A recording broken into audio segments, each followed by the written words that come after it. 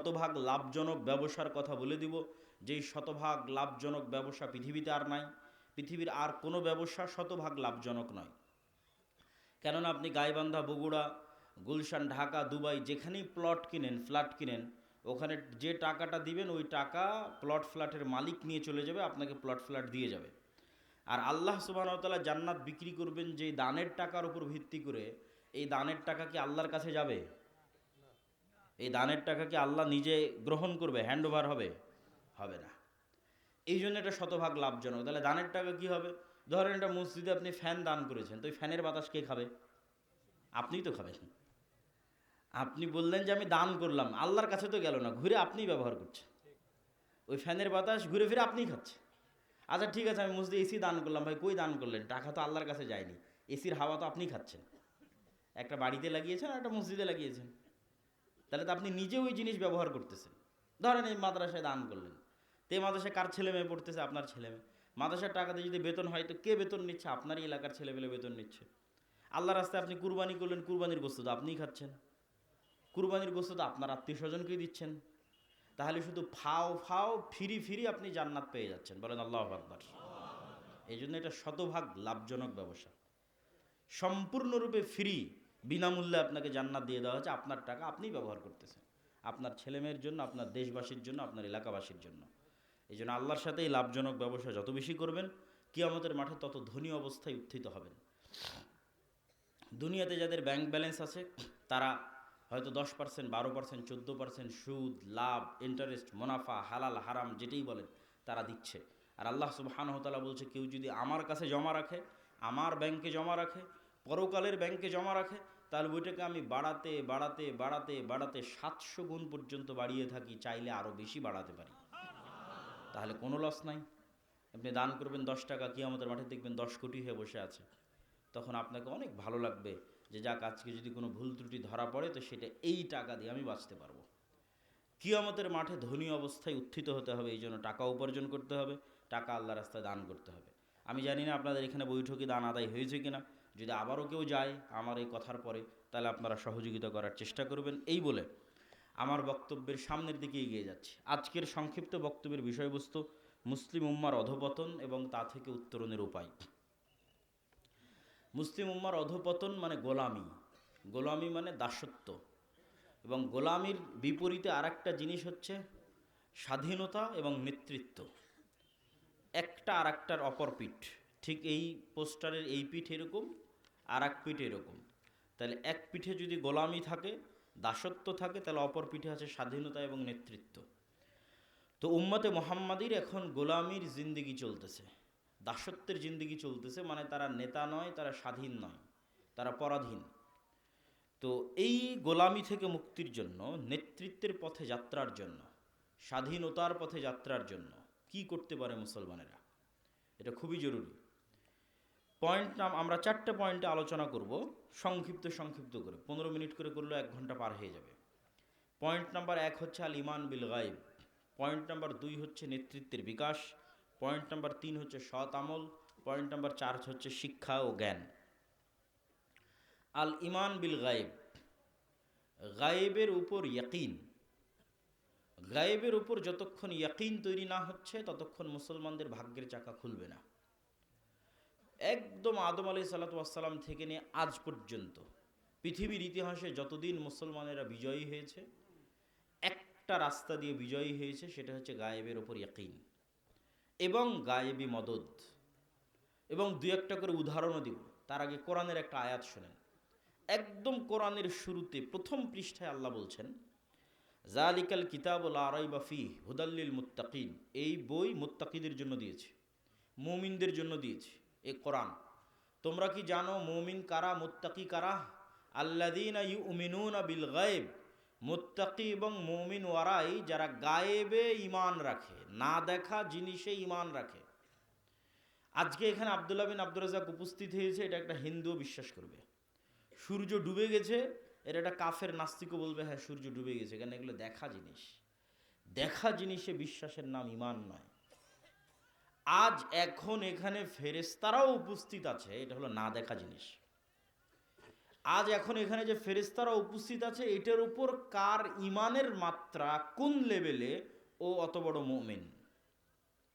যার ইমানের মাত্রা ইয়াকিনের লেভেলে, যে ওর নিজের অস্তিত্বের চেয়ে তো ওর বিশ্বাস বেশি আছে যে ওর সাথে ফেরেশতা আছে, এবং এখানে ফেরেশতা উপস্থিত আছে, এ হচ্ছে ইয়াকিন রাখে গায়েবের ওপর। তো এইরকম যা ইমানের 6টা অধ্যায়, 6টা রুকুন, তার বেশিরভাগই গায়েব। আল্লাহকে কেউ দেখেনি, জান্নাত জাহান্নাম এখানে কেউ দেখেনি, কবরের আযাব এখানে কেউ শোনেনি, তাকদীরের লিখন এখানে কেউ জানে না, ফেরেশতাকে এখানে কেউ সচক্ষে দেখেনি, সবই গায়েব। এই গায়েবের বিষয়গুলোর উপর মুসলমানদের ইয়াকিন যেই দিন সর্বোচ্চ পর্যায়ে পৌঁছে যাবে, ওটাই হলো মুসলমানদের ভাগ্যের চাকা খুলে যাওয়ার রাস্তা। আর এটার উপর বিশ্বাস যত দুর্বল, পরাজয় তত সন্নিকটে। এই জন্য এই আয়াতগুলোর শেষে আল্লাহ বলেছেন, ওয়াবিল আখিরাতি হুম ইউকিনুন। আখেরাত গায়েব, পরকাল গায়েব। এই গায়েবের উপর তোমাদের ইয়াকিন লাগবে, যেন তোমরা নিজে চোখে দেখেছো এর চাইতে বেশি ইয়াকিন। নবীদের জন্য অনেক গায়েবের পর্দা উন্মোচন করে দেওয়া হয়েছে। মালাকুত আস-সামাওয়াতি ওয়াল আরজ, আসমান জমিনের রহস্য, গায়েবের যে পর্দা, এটা প্রায় সব নবীর জন্য কিছু না কিছু উন্মোচন করা আছে। ফলত নবীদের ইয়াকিন তৈরি হয় গায়েবে। যেমন মোহাম্মদ সাল্লাল্লাহু আলাইহি ওয়াসাল্লামকে মেরাজের সফর করানো আছে, মোহাম্মদ সাল্লাল্লাহু আলাইহি ওয়াসাল্লাম স্বচক্ষে জান্নাত দেখেছে, স্বচক্ষে জাহান্নাম দেখেছে, স্বচক্ষে আসমান দেখেছে, স্বচক্ষে কবরের আযাব দেখেছে। তাহলে মোহাম্মদ সাল্লাল্লাহু আলাইহি ওয়াসাল্লামের জন্য গায়েবের পর্দা উন্মোচিত হয়ে গেছে, তার ইয়াকিন অর্জিত হয়েছে। তার ইমান আমার ইমান মিলবে না। ঠিক অতীতে যত নবী চলে গেছে, তাদেরও গায়েবে ইয়াকিন তৈরি করার জন্য তাদের কিছু কিছু গায়েবের পর্দা তাদের জন্য উন্মোচন করে দেওয়া আছে। যেমন ঈসা আলাইহিস সালামের ক্ষেত্রে কোন গায়েবের পর্দা উন্মোচন করা আছে? জীবিতকে মৃত করা, এটা গায়েব। কেউ দেখেনি এখন পর্যন্ত যে মৃত মানুষ জীবিত হয়ে গেছে, এটা গায়েব। কেননা কিয়ামতের দিন মৃত মানুষ জীবিত হবে, এটা এখন পর্যন্ত কেউ বাস্তবে চোখে দেখেনি। এই গায়েবের পর্দা ঈসা আলাইহিস সালামের জন্য খুলে দেওয়া আছে। ঈসা আলাইহিস সালাম যে কোনো মৃত মানুষের গায়ে হাত লাগিয়ে বলবে বিইজনিল্লাহ, বিসমিল্লাহ, ও মরা মানুষ জীবিত হয়ে যাবে। এটা ওনার মুজিজা ছিল, যাতে ওনার গায়েবের উপর ইয়াকিন তৈরি হয়। এইভাবে অতীতের যেমন মুসা আলাইহিসসালাতু ওয়াসসালাম, মুসা আলাইহিসসালাতু ওয়াসসালামের পক্ষে কখনোই সম্ভব নয় যে উনি ফেরাউনের সামনে দাঁড়িয়ে দাওয়াত দিবে। কেন সম্ভব নয়? আজকে এই সাঘাটার একটা কৃষককে যদি বলি, চরের একটা কৃষককে, গাইবান্ধার যমুনার চরের একটা কৃষককে বলি যে তোমাকে দায়িত্ব দেওয়া হয়েছে ডোনাল্ড ট্রাম্পের কাছে গিয়ে দাওয়াতি কাজ করতে হবে, তো গাইবান্ধার এই চরের এই কৃষককে এটা বলা যে তোমাকে আমেরিকার প্রেসিডেন্ট ডোনাল্ড ট্রাম্পের কাছে দাওয়াতি কাজ করার দায়িত্ব দেওয়া হয়েছে, এই চরের এই কৃষক আমেরিকার প্রেসিডেন্ট ডোনাল্ড ট্রাম্পের চেয়ে যা দুর্বল, আজ থেকে 4000 বছর আগে মুসা আলাইহিস সালাম ফেরাউনের চেয়ে তার চেয়ে বেশি দুর্বল ছিল। কেন মুসা আলাইহিস সালাম ফেরাউনের চেয়ে তার চেয়ে বেশি দুর্বল? আপনাকে খুলে বলি, আপনার কাছে একদম সহজ, পানির মতো হয়ে যাবে। ধরেন এই চরের এই কৃষককে বলা হচ্ছে তুমি যাবা আমেরিকার প্রেসিডেন্টের কাছে দাওয়াতি কাজ করবা, এমতো অবস্থায় যে এর নামে আমেরিকার আদালতে ফাঁসির মৃত্যুদণ্ডপ্রাপ্ত আসামি ছে, ফাঁসির ঘোষণা হয়ে আছে, গেলেই গ্রেফতার করে ফাঁসি দেওয়া হবে। তো মুসা আলাইহিস সালাতু ওয়াস সালাম তখন ফেরাউনের আদালতে ফাঁসির দণ্ডপ্রাপ্ত আসামি। পয়েন্ট নাম্বার 1, কেন আপনার এই চরের কৃষকের চেয়ে মুসা আলাইহিস সালাম দুর্বল, সেটা আপনাকে বোঝাচ্ছে।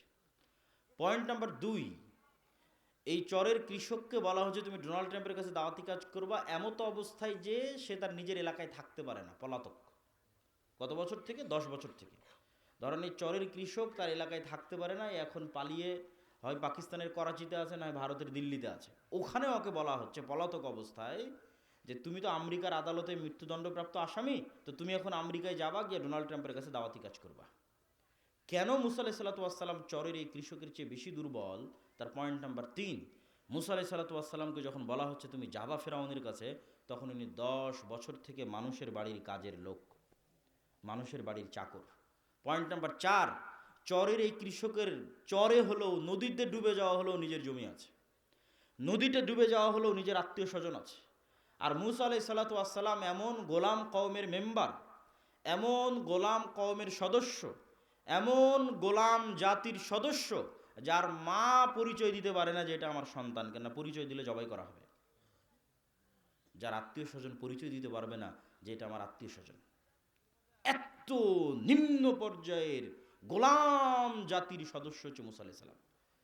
এবং পলাতক আছেন 10 বছর থেকে, মানুষের বাড়িতে কাজ করে খান, আর মৃত্যুদণ্ডপ্রাপ্ত আসামি আছেন ফেরাউনের দরবারে। তখন মুসা আলাইহিস সালামকে বলা হচ্ছে ইযহাব ইলা ফিরআউন ইন্নাহু তাগা, মুসা তুমি নবী, যাও ফেরাউনের কাছে দাওয়াত দাও। কেমনে সম্ভব? অসম্ভব। মুসা আলাইহিস সালামের পক্ষে ইম্পসিবল যদি উনি ফেরাউনের মিশরের সীমানায় ঢুকবে, এটা অসম্ভব। তো এই অসম্ভব সম্ভব হওয়ার একটাই রাস্তা আছে, গায়েবে ইয়াকিন। গায়েব যেই দিন খুলে দেওয়া হবে মুসা আলাইহিস সালামের জন্য, মুসা আলাইহিস সালাম যেই দিন গায়েব দেখে নিবে, সেই দিন মুসা আলাইহিস সালাম বুঝবে, আরে আমি যেই ফেরাউনের ভয়ে পালাচ্ছি, এই ফেরাউনের ক্ষমতা, যেই ফেরাউনের ভয়ে আমি 10 বছর থেকে পলাতক আছি, আর ক্ষমতা তো আল্লাহর ক্ষমতার সামনে সরিষা সমপরিমাণও নয়। এই ইয়াকিন অন্তরে তৈরি হওয়ার জন্য গায়েবের পর্দা উন্মোচন হওয়া লাগবে, গায়েবের উপর ইয়াকিন লাগবে, নাহলে মুসা আলাইহিস সালাম দাঁড়াতে পারবে না। তখন আল্লাহ সুবহানাহু ওয়া তাআলা মুসা আলাইহিস সালামকে বলছে, মুসা তোমার হাতে কি? তো বলে, আল্লাহ আমার হাতে লাঠি। আল্লাহ বলেননি, মুসা আমি জান্নাত থেকে একটা স্পেশাল লাঠি দিলাম, এই লাঠি ছাড়লে সাপ হয়ে যায়। জান্নাত থেকে স্পেশাল লাঠি দিলে গায়েবে ইয়াকিন তৈরি হবে না। জান্নাতের স্পেশাল লাঠি সাপ হতেই পারে, আসমান থেকে পাঠানো স্পেশাল লাঠি সাপ হতেই পারে। তাহলে মুসা এই লাঠি কি, কতদিন থেকে আছে? দীর্ঘদিন থেকে মুসা আলাইহিস সালামের কাছে এই লাঠি আছে। ধরেন 10 বছর থেকে আছে, 15 বছর থেকে আছে। তাহলে মুসা আলাইহিস সালাম যে লাঠি আজ 10-15 বছর থেকে ব্যবহার করে আসতেছে, সেই ব্যবহার করা লাঠি আজ হুট করে সাপ হয়ে গেল, কেমনে সম্ভব? এটাই গায়েব।